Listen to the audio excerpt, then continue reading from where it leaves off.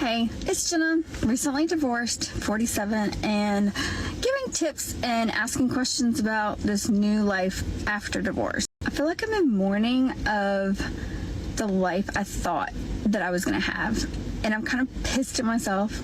I stayed in a marriage for 23 years and built up a family and my ex's career and everything, and we literally just got to where it was supposed to be everything we dreamed of, and I left it all.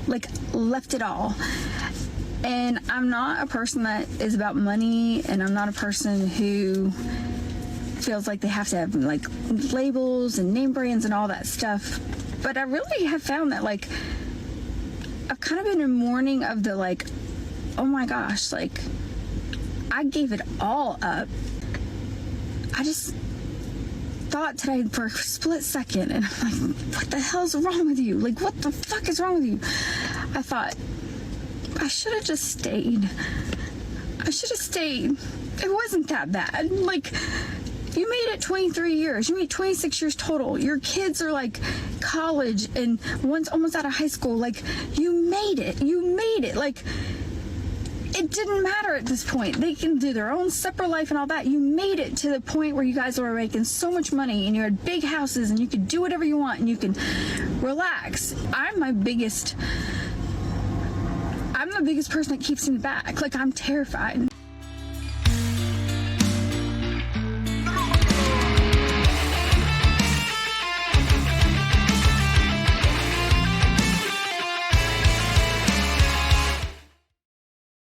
Gentlemen, welcome back. Glad to have you on the channel. Today we'll watch a video about a woman who lives a more than 20-year relationship only to regret it instantaneously. So let's watch, gentlemen. There's a lot of things to analyze and talk about. So leave me your thoughts down in the comments, and now let's get started. Hey, it's Jenna, recently divorced, 47, and giving tips and asking questions about this new life after divorce. And I don't know, I'm in a different stage today. Honestly, I literally have been having a great week, amazing week, and then all of a sudden today, my emotions, I had the craziest thoughts, and I wonder, does anybody else feel this way? Like, I feel like I'm in mourning of the life I thought that I was going to have, and I'm kind of pissed at myself. I stayed in a marriage for 23 years and built up a family and my ex's career and everything, and we literally just got to where it was supposed to be everything we dreamed of. Like, owned a company, making almost $1 million, and that was my breaking point, and I left it all. And I'm not a person that is about money, and I'm not a person who feels like they have to have like labels and name brands and all that stuff. But I really have found that like I've kind of been in mourning of the like, oh my gosh, like I gave it all up. And I don't have a traditional career. I'm a photographer that in my marriage, it was made to be a hobby. I never could outdo my other. I had to drop everything, to keep up with the family, for their needs, to make sure everything built in their career, their business, all that. So it wasn't like I had a 9-to-5 where I got 401, where I got steady income, all that. Yes, I market the crap out of my business. Yes, I'm an amazing photographer. And yes, I have so many amazing clients. They're great. But the reality was like everything was around my family. So when I chose to leave, I gave it all up, like all up. She says she's not all about money, yet the only thing she misses from the marriage apparently is the money, right? Notice that. I gave it all up. What? You mean the love and bond that you have with your husband? No, the money, the big house, the commodities, and the money. But she's not about money, gentlemen. Keep that in mind. And most people are like, oh, well, you should have got your end in court. No, South Carolina has some crazy, crazy rules. And I came out of a situation where I had been mentally, financially for 23 years. Like, I was gaslit for so long that when I finally left, I had no clue that the worst was yet to come in the 1 year of separation. And now look guys, here's the thing. I don't know if she was truly a used. I haven't been there. It's a word that a lot of women use to describe anything that doesn't make them feel okay and correct, you know. So I cannot take the words for what they are. But even if we give her the benefit of the doubt that she wasn't in a good place in her marriage, it may be shocking to you, madam, but your husband didn't feel absolutely perfect either, most probably, you know. We always have this drawn picture, black and white, where women are the hero. They are the ones who make their partner feel perfect. They are the ones who give it all. And men are the ones who are elusive and don't pay attention, are bad and mean and all the wrong things. Now, of course, you can also get the same picture from the other partner, right? It's a tendency that humans have to put the blame on someone else. But, you know, looking from above, relationships are usually, you know, gray. There's no one person who is perfect and one person who is bad. Both parties feel bad. Like, there are a lot of men in marriages that feel that they're not being respected, that feel that they're not being loved, that feel that they are being milked for their resources, you know, that feel used. There are men who, you know, who feel worried that their wife might leave them any moment or steal their kids or whatever, you know. You mean to tell me that you are this beautiful individual that did everything wrong, did everything for the family, stayed there. You built your husband's financial status and game, you know. He's a millionaire because of you, and you did all for the family, and he's this elusive guy. I don't buy it, right? This relationship is probably gray, and even if I take you for your word that you went in a good place, hey, he probably wasn't also, right? You are a grown individual, and you should choose your actions and take the consequences, right? If it really was that bad and you decided to leave, then that's the best thing for you, right? If you've taken that decision and you think that the commodities and the family unit are not worth it because of his bad attitude, then why are you crying on this TikTok, you know? Why are you regretting it? It seems to me that this relationship wasn't really that bad and you should have stayed. Because even though you didn't feel perfect, shocker, nobody does. Right? No, nobody on this planet feels perfect in a relationship. So it's weird because I find that I just thought today for a split second, and I'm like, what the hell's wrong with you? Like, what the fuck is wrong with you? I thought, I should have just stayed. I should have stayed. It wasn't that bad. Like, you made it 23 years. You made 26 years total. Your kids are like college and one's almost out of high school. Like, you made it. You made it. Like, it didn't matter at this point. They can do their own separate life and all that. You made it to the point where you guys were making so much money and you had big houses and you could do whatever you want and you can relax. And I literally just called my friend and was like freaking out because, like, I'm the biggest person that keeps me back. Like, I'm terrified.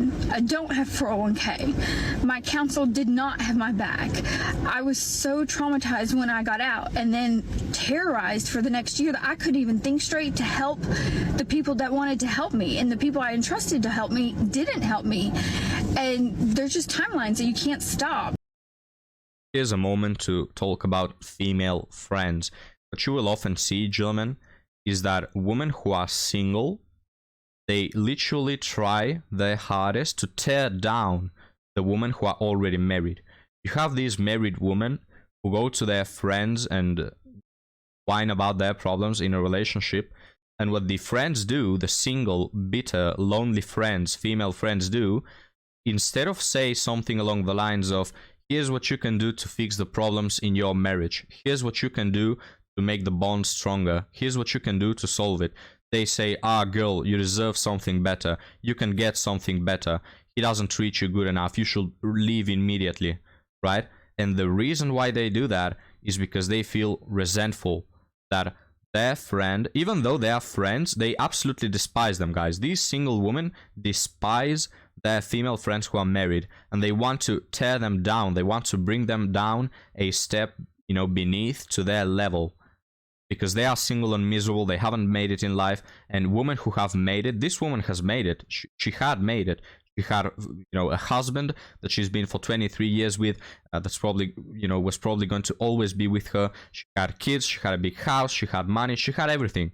And she decided to leave it all. And I can assure you, her friends were a big part of that. If you are a woman, please, for the love of God, never take advice from your single, miserable friends. They will only try to bring you down. They hate you in their guts. They want to see you down to their level. Because misery loves company. If you're going to take advice from a woman, take it from a married woman that can, help you build up your relationship and help you navigate the problems you have in your marriage. Don't take it from these miserable women who are for the streets. Because as you can see, guys, they gave her the wrong advice. They always give this advice. Oh, you better leave him. You deserve something better, queen. Just building up their narcissism. Making them self-centered and not thinking about their husbands and their kids and their families, but thinking only about themselves. And this is how they end up. And so it is what it is. And, I'm 47 years old. And it's not like I'm 25. I'm healthy, kind of. I have an autoimmune disease, which means it's life-threatening for the rest of my life. Things can change. But it's not like I'm an invalid and can't do anything for myself. But it is terrifying. Like, I could have stayed. I was so mad that I think this way. This woman doesn't look bad. I mean, for 47 years, yes, I know she has makeup and she's wearing the sunglasses and all that. But for 47 years, not bad looking. And I feel a little sad because you were so close, damn it. You had one at dating, at marriage. You had your problems just as every relationship has. But your kids grew. Everything was good. And now you feel miserable. Now you regret it. And this is part of the culture problem where women are just not raised to face problems. Not to fix problems. I don't think that women should be problem solvers. That's something that mostly relies on men. But women should have the strength to endure the bad, the bad periods and to support their husbands. Men are the ones who fix the problems. But women are the ones who support men. When there is a problem in a relationship, in a marriage, both parties are helping solve the problem. Men by actively solving it, women by, playing with the men in the same team against the problem. There are a lot of women that when there is a problem, they stand on the side of the problem fighting their husbands. And the husband, the boyfriend, has to not only solve the problem, but also fight her girlfriend while doing it. See what I'm getting at, guys? And going back to the point, this woman was so close, yet she let her narcissism, her egocentric thoughts win. She let the intrusive thoughts win, and now she regrets it all. I do feel some sort of sympathy, but in the end, you did that to yourself. You brought that upon yourself, and now you have to reap what you sow. I could have stayed. My life would have been so much easier. I could have just gone and done whatever I wanted. Kind of. I mean, I say that, and then I think as I say that, I'm like, but you couldn't. It's like so weird that my brain thinks that way. And I called my girlfriend and I told her, it's like, I probably should have just stayed. I should have just stayed. It wasn't that bad. And she just started, she's like, Jenna, what are you talking about? Like, literally, they were horrible to you. They told you to shut up. You see, gentlemen, I haven't watched this video. You see what I'm telling you? Instead of the female friend helping them to stay in the marriage, first thing right out of the gate, he treated you horribly. He's the worst person on the planet. You have to immediately leave that relationship. And now she's the one miserable. She's the one devastated. And her quote-unquote friend, who is her biggest enemy, is laughing behind her back. Just terrible. I told you not to breathe, not to eat. Every little part of your life, every day you were miserable and you were crying. That sounds like a believable argument. Your husband of 23 years didn't allow you to eat, didn't allow you to breathe. Every minute of every day was a living hell. Right? The absolutely believable narrative. You are not remembering that. And then I just keep thinking, I'm like, but I had a huge house and all my bills were paid for, and I never had to think how they were going to get paid. My grass was cut, well, not the last year of separation. But you know what I mean? All the basic things to keep the image up. And I gave up my entire image that I was trained to have for my family for 23 years. Like, I was the stay-at-home mom, and I made the image of we were the perfect family. I have beautiful children. They were dressed right. They, did top sports like cheer and football and went to all that stuff. And I was, the cheer mom and, did all that stuff and then did photography on the side just to make money, to make ends meet while he built his career up. And I stayed long enough to just give it all up when it was like right there. And I'm so mad at myself because I'm not this way. I don't think this way. And it's funny because I feel like it's almost made me hard in dating, because anybody who is accomplished and all that, I'm like, oh, no, like, I'm never going to depend on a man again, ever, especially after South Carolina laws. I want love. Don't get me wrong. I want love. I am a forever girl. Like, I have learned in this dating scene, I am not a date around kind of girl. I am a forever girl, said the woman who initiated divorce. This doesn't make sense. And you say that you want love, yet the only thing you miss after the divorce is the big house, right? And she doesn't miss love. She misses the standard of life she had, She misses the way of living, the status that she had. It's the only thing I hear. If you hear anything about love, tell me, guys. But I haven't heard anything about her husband other than he was, a horrible person. No, not one I miss him, not one maybe he wasn't so bad, no. And, even though she said that her husband was horrible, notice how deep inside her she doesn't agree with that idea, right? Even though she's only talking about the house and all that, she really doesn't subscribe to that idea that her husband was horrible. She doesn't feel that way. It's literally her friends brainwashed her into thinking that way. It's terribly sad, honestly. Like, you had your life all in the right place, and you go and do that because of your stupid friends and because you never learned how to navigate problems. Just sad. I also learned that, like, I immediately don't want full contact boyfriend. Like, I need to heal. And do I want that one consistent where, like, hey, you want to go to a football game? Do you want? It's like a parasite, gentlemen. It's like, the process of becoming a zombie. Once they get divorced, they immediately start with the it's my healing journey. Now I have to heal.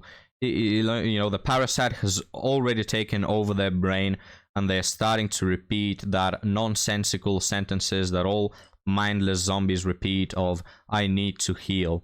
We all know how that ends up. They end up single with boxed wine. They never heal. They never find someone better. They never find someone at all. They just stay single and miserable. Want to go to a bonfire? Do you want to have fun? That kind of thing? Yeah, but do I want to be on lockdown and have someone call me every 5 minutes and be like, what are you doing? Where are you at? No, I don't want that. I've got to heal myself. I've got to make sure whatever's right is right. And if that person comes along in my life and, it continues and it progresses, like, I hope they're forever, but I'm not searching for it. But it is hard to be a single female when you're 47, when your kids are out. It's not like I have little kids. I always say, if I had little kids, this would be not even a question, because that instinct comes in. My kids, I got little kids. I got to get them up for school. I got to get them to here. I got to get them to there. I got to go to work. I got to do that. I don't have that. I'm literally at home. Guys, if the kids were younger, you know what she could have done? She could have taken these kids to court and said that she needs to provide for them, and she would have kept the kids, and her husband should have paid a crap load of alimony to this woman, and she could have divorced him really easy. She could have probably kept the house, moved to another place, have the money from the husband, have the kids, and her life will just continue. But now that they're grown, you cannot do that because they don't require financial support anymore because they are above 18, right? Now, I don't know the rules in South Carolina, the laws and all that. Leave me a comment if I'm missing something, but that's the situation. Worst time of my my days after the gym at night when the house is quiet and silent and I just am in my thoughts. And it's so hard. Like, I'm my own boss. If I don't go to work, if I get sick, nothing happens. And my Jenna Murphy photography would just crumble. And I love what I do. I have a passion for it. I love it. But I'm in my head. Like, I'm literally in my head. And I'm booking shoots and I'm doing amazing. I'm so excited. But every time I think future and long run, I freak out.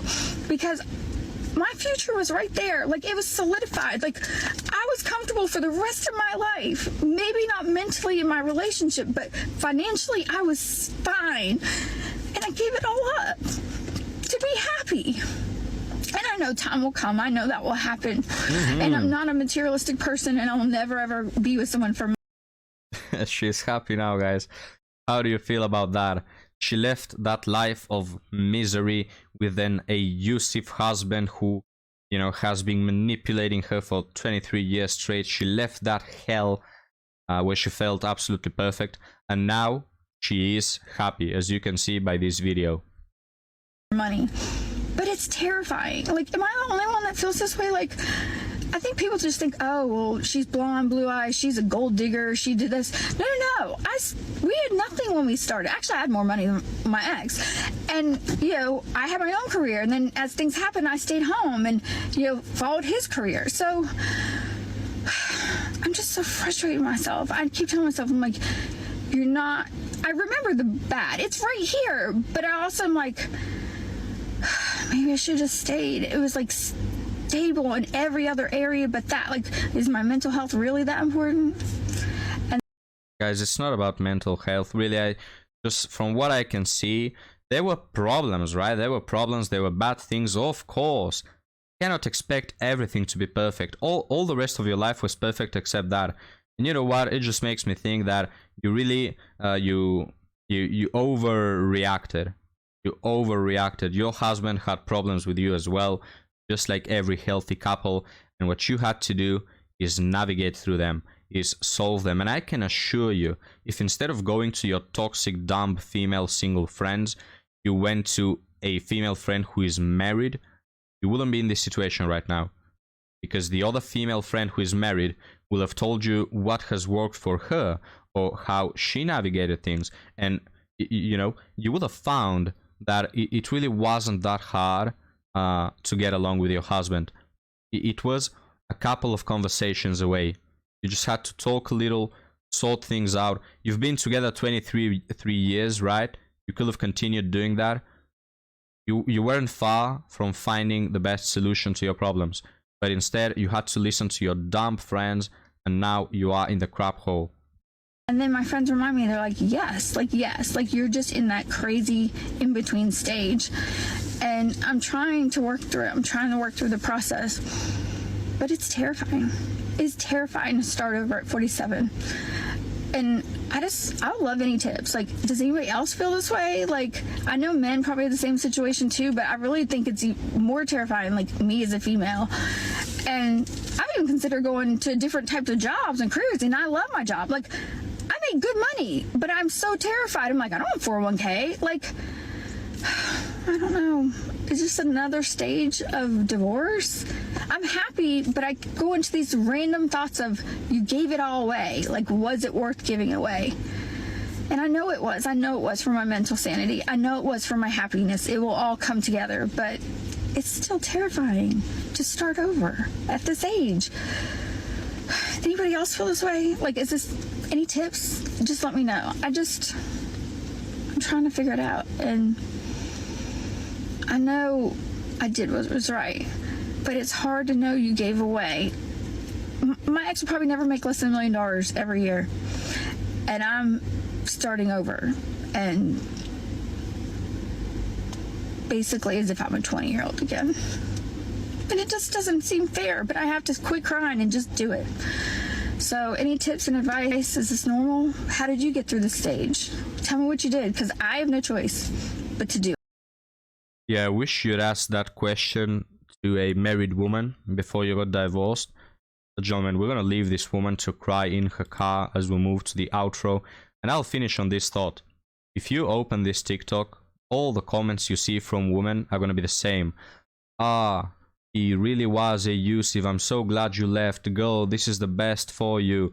You're gonna meet Prince Charming. He's going to drop out of the sky. The universe has something in store for you. You're gonna be better off. You did the right thing. And all of that clearly is not the case.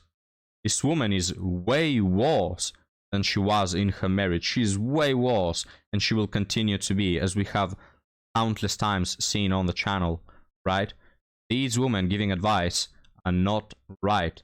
These women are bringing her down, and this woman, with the passing of time, she will become more and more delusional. She will lose track of reality. Female friends are going to indoctrinate her into believing that the other guy was freaking Satan, you know, and she'll never learn that she was a couple conversations away from fixing her problems, right? And this happens, guys, because all these women giving this sort of advice that you have to leave when there is a problem, they are in the same condition that this woman is. The problem with this woman, she's not bad. She's half good. She, she provided for her children what they need. She helped her husband with his business. She was supportive at some point. You know, she didn't leave him because she wanted, I don't know, to cheat on him or whatever. You know, she wasn't half bad. The problem with this woman is, one, she doesn't know how to sort problems out. She is like a child. She has no critical thinking. She doesn't know that she can rest these problems on her man while being supportive so they can both solve them, you know. That is the problem with this woman. And all the women giving her the same advice are women like her, who have no idea how to sort problems out, who have no idea what it takes to be in a relationship. If you ask, madam, if you ask your grandma what she went through in marriage, she's probably going to tell you that she has experienced way worse things. People in the past in relationships used to go through famines, used to go through wars, many financial problems. In the past, men were, you know, there were men that were much more harsh with their wives than nowadays. You have it so much easier than probably your mother and your grandma did. You had it so much easier. The financial security was there, you know. But the difference is, your mother and your grandma, they probably had what it takes to keep a marriage, and you didn't, right? People in the past used to value relationships so much more. They used to value marriage so much more. When you give your vows, you say, till death do its part. You don't say, till I feel like he's abusive, or till my friends tell me that I deserve something better, right? You disobeyed your vows. You separated when you didn't have to. You divorced. You screwed your life. Because women nowadays, guys, on a societal level, are just not ready to face difficulty. That is a problem that is making many divorces happen, that is ruining many lives, and not only the woman's, the man's life too. I mean, if you ask him, he didn't want this to happen. You know, he bounced off in a better way than her, but he didn't want this to happen, right? This line of thinking, guys, that women have is just ruining so many families, you know. And some families don't have the luck that this one did. In some families, the children are young. They're not ready to face these consequences. They're not ready for the parents to get divorced. They are still financially, you know, dependent. And it's just a lot of bad consequences. But guys, leave me your thoughts down in the comments. Thank you for watching, and I'll be happy to see you next time. Have a good one.